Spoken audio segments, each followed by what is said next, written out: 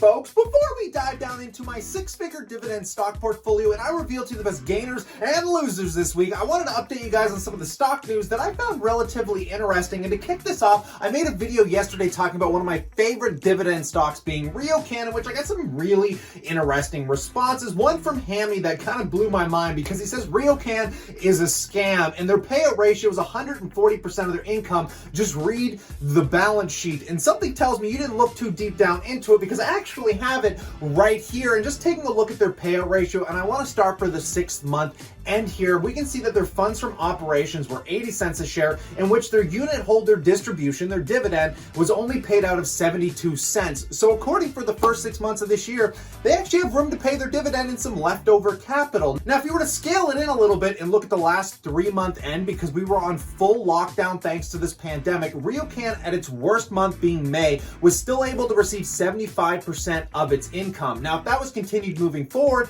I'd be a little concerned, because we can see the funds from operation were only 35 cents, in which the unit holder distribution was 36 cents. But the reason the payout ratio looks so much higher than it actually is because they did what we call write-downs. And if you take a look at those last quarterly earnings, it looks like they lost a ton of money, but they were actually just writing down real estate. It doesn't actually reflect the revenues, which were $269 million here. So luckily, having that extra income from the first quarter definitely gives them still a crap ton of bleed room, and they are nowhere near close to being in the negative on paying out their dividends. And the fact of going into these next earnings here, the CEO said they are back into 90% collections. And considering their total assets sit at $15 billion against their total debt of $6 billion, trust me, this company has plenty of room to continue paying their dividends. Now, in other news, we have to talk about the Robinhood Hack. Oh my God, this brokerage account just keeps proving, why they're getting worse and worse, considering going through this pandemic when we saw extreme volatility in the market, a lot of people couldn't even access Robinhood for a day or two while the app crashed, meaning if you're using it as a trading account and you're like a day trader, that probably screwed you over royally from either picking up discounts or selling out of stocks you were petrified from. Now, in worse news, 2,000 plus people got hacked on the platform here, guys, probably from their own stupidity,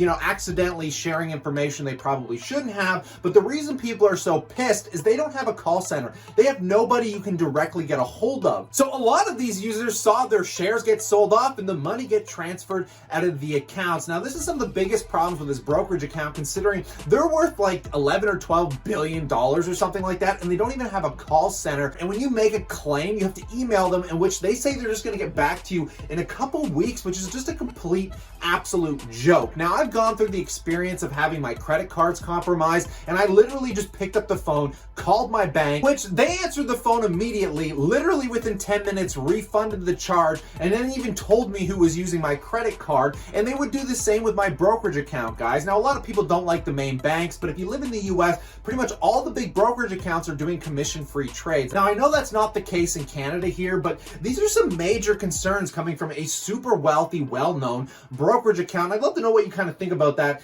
in the comments section below. Now, in some fun news, folks, I actually sat down with some YouTubers by the name of Matt Money and Dave from Hidden Freedom Investing, because I'm trying to expand my toolbox of knowledge, and they decided to try and teach me options, in which I took some joke trades on just to learn the ins and outs of how different options work, in which I decided to short Nikola stock, not logistically, just in a practice account, nothing legit here, guys, but I thought it was really funny because they were advising me how risky taking puts out on stocks are, because you have the capability of generally losing all of your money if it doesn't work out. Ironically, we just did this on Tuesday, in which Nikola's trading down quite a bit, and going into my practice brokerage account, these puts are up a whopping 35% in under a week. I'm up $3,400, and these puts don't expire until December, so I'm probably just going to hold on to them as a joke to see how far this will actually go. But in light of all of this, guys, let's get into my six-figure brokerage account, see what the heck is going on this week, and give you guys some full transparency. So in that clarity, I'd appreciate it if you'd smash that like button, and let's jump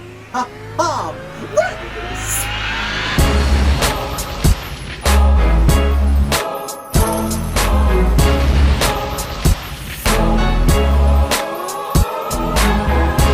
Welcome back, passive income investors alike, into my portfolio overview is always brought to you by the chartmaster.com, what we personally use to track our portfolios week over week. And getting right into this was updated going into last night. It hasn't been updated today. The markets are trading up, so I would actually be over $200,000. But as of yesterday close, the portfolio was worth $199,567. Now, I added some new details to my portfolio overview here to give you guys a little bit more transparency on my gains for the year. We're also going to take a look at like my YouTube, Shopify, and some of my other passive income sources. But just to show you guys, currently I'm sitting up $64,169 from a combination of dividends, capital growth, and personal contributions to the account. This is also minusing out the credit that I have leveraged into the markets of about $4,500. So to be sitting on a cool $64,000 for this year so far, I am by no means complaining here, folks. We saw a bit of a bump up in the dividend side of things with some of the share buybacks I have going on with Northland Power and Riocan, some of those monthly paying stocks,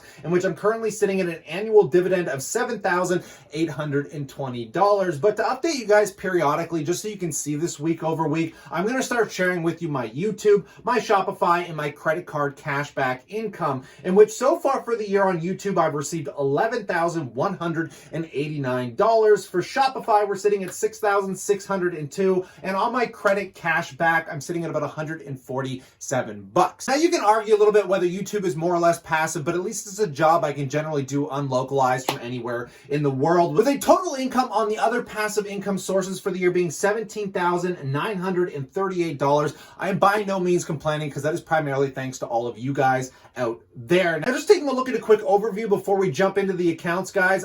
We saw tech rally back quite nicely here, and now again, it is making up 30% of my total portfolio. But in general, nothing is really unchanged, other than the fact, you guys know, I bought a car. It really drained my cash accounts back down to 1% of the portfolio, in which I am only sitting on $2,400 in cash, which I'm desperately going to be trying to load back up into the end of this year, just because that is my general emergency fund here, folks. But let's just dive down into some of these accounts just to see what's going on. First of all, talking about my tax-free savings account here, folks, with the biggest gainer by far on the Canadian side of the portfolio being Northland Power. This thing has been on an absolute utter tear. And I periodically told you guys over the last few weeks, you really want to be paying attention to the renewable part of the markets, whether it's with the utilities or the energy sector, because that is where a lot of the future growth is going to be moving forward. And especially for the reliability of something like a Northland Power, I'm getting kind of annoyed, because if the stock price goes over $50, I will no longer be able to drip it, because unfortunately with this brokerage account, they do not offer what are they called, fractional shares. So I actually have to buy a full share every single month, because it's a monthly paying dividend stock,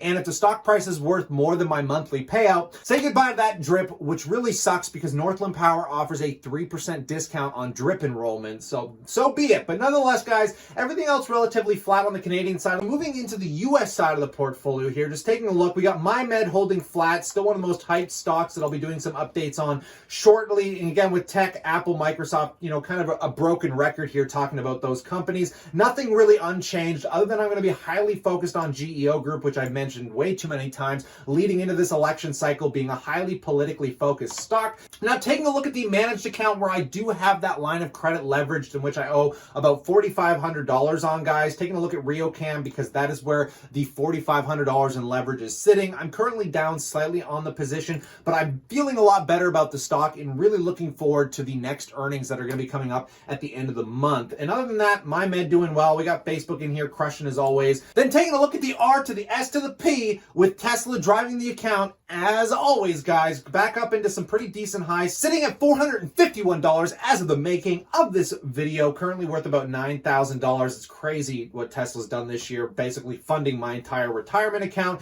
Not too sure what else to say about it. I'm not really going to be focused on this account maybe until going into next year, when hopefully I'll have a little bit more contribution room. But then finally, just taking a look at the RBC account, guys, where we've also been seeing some pretty nice growth. I really just wanted this account to be worth $10K going into the end of this year, and we well surpassed that, sitting on $16,219. Just scrolling through real quick, guys. Again, pretty much null change. Riocan down a little bit. MyMed being the primary driver of the account, along with Facebook here. Now, this is just a quick portfolio overview, just to give you guys always the weekly transparency on how these accounts are performing on my financial independence retire early journey. If you would like to continue the conversation live, join us on our live stream channel over at the Passive Income Income Educator. We go live 10 p.m. every Friday. But in light of all of this, I just want to know what you guys think in the comment section below. But stay cool, stay awesome, and I look forward to catching you tomorrow.